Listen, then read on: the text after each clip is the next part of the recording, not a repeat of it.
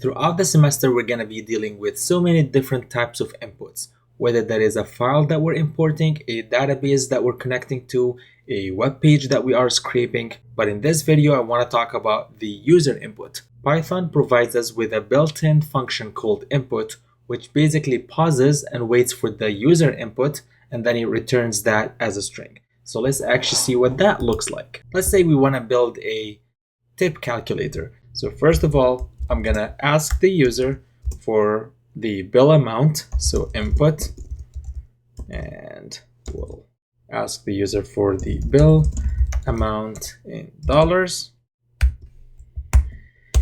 After that, let's say our tip rate is gonna be 20%, so that is 0.2, and then the tip is gonna be whatever the bill amount is multiplied by the tip rate,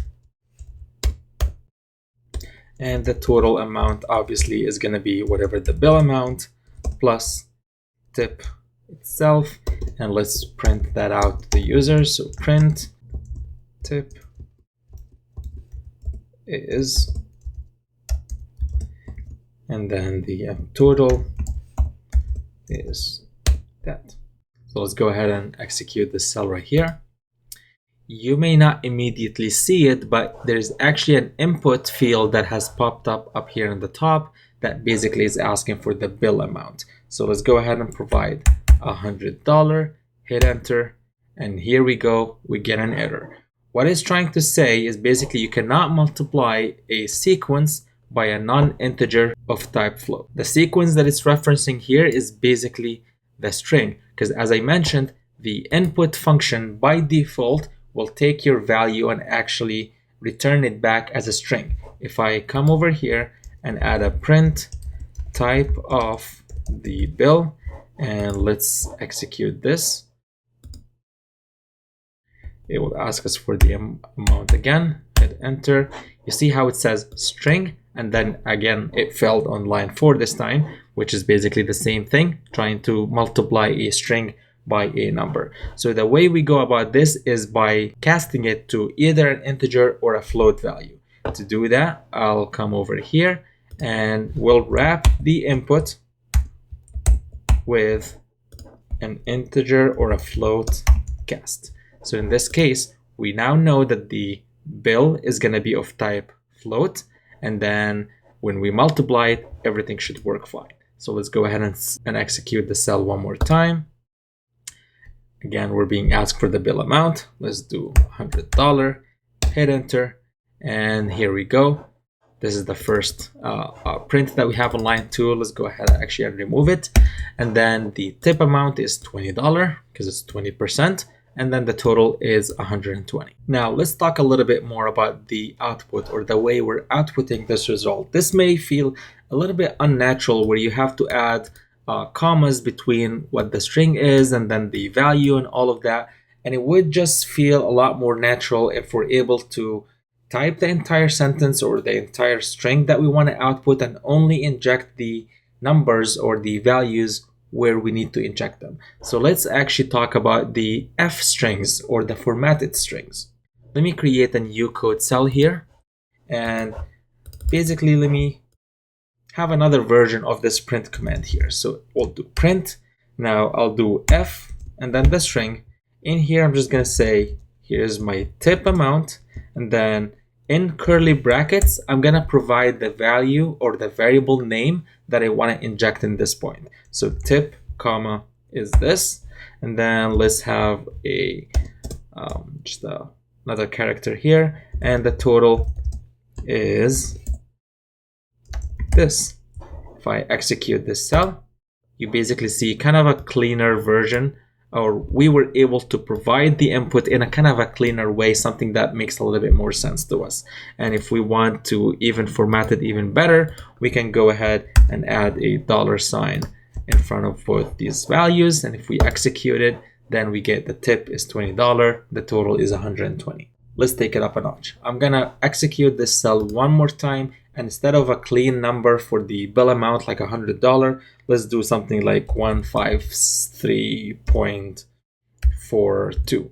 Now if I hit enter, you see how the tip amount is kind of weird looking, or this is not normally what you would want to present a user about what a monetary value is. Same thing, if I execute this cell, it would still look weird. What the formatted strings allow us to do is something like this, where I could say I actually want to present this as 2 decimal points, and same goes for the total, where I need to present it as 2 decimal points. The F here is for float. So if I execute this cell one more time, you see how the output actually becomes a lot more cleaner. The only other thing that I want to talk about here in terms of output in Python is escape character. Let's say I have a quote, or something that looks like this, quote, hello, she said. I actually want to wrap this word hello in a double quote. However, because my string is also wrapped in double quote, Python thinks that I'm trying to end the character early here, and the rest of this line basically looks kind of off. It doesn't know what to do with that. So what we're able to do here is to use the backslash to instruct Python to basically escape or ignore that character here. And now if I try to print out this code, it would look something like this. A simpler solution here could have been that instead of wrapping my string in double quote, I could have actually used single quote, which is different than other programming languages where basically you cannot wrap a full string in a single quote, and usually they would use that to indicate a character instead of a full string. In Python, you are able to do that. And again, if I try to execute this cell here, it would look just fine. You're also able to do other escape characters like start a new line. So for example, I could do \n and have another line here. And if I execute this cell, we actually get 2 lines in the output. Finally, one other way where you can actually have multiple lines in your string is by using the triple quote. So I could have quote number 2 equal, and here I'm going to have 3 quotes. Oh, let's remove that. And inside of that body, I can have multiple lines in that string. So here is line 1, here is line 2, and here is line 3. If I execute this cell, well, actually I need to print it out first. So let's print out code 2 and run this cell. And here we have 3 lines of input here. Let's say I want to print out multiple rows of some data, and I want it to be presented in what may look like a table. I could use the tab escape character for that. So I'm going to go ahead and create a new cell here. Let's do the first line. Let's say this is the header line. So in here, I'm going to have ID /t for tab. That would be kind of my spacing. The next thing would be the name /t. And then finally, we have maybe an email or something. And then in the next row, I would have the number /t. The name is Yahya /t. The email is yahya.jalani@uc.edu. And if I go ahead and print out this, it would look something like that. I could have multiple rows of this, where here is number 2, here's number 3, here is John, and here's Sarah. And let's say this is the email, sarah@uc.edu, and john@uc.edu. If I print this out, it would look, let's see, what did I miss? Oh, there's a missing T over here. Let me go ahead and add that. Run the cell one more time, and here we have something that kind of looks like a table here. So to summarize what we talked about in this video, we talked about inputs and outputs.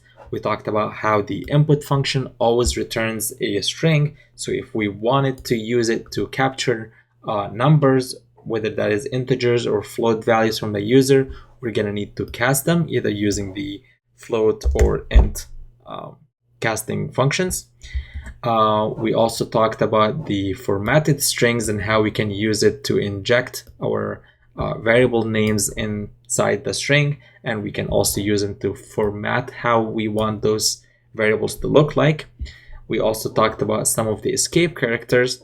We talked about how we can actually use single quotes in Python to wrap strings and not just characters. We talked about some of the escape characters that we have, such as the \n, and we also talked about the \t, which basically signifies a tab character in Python.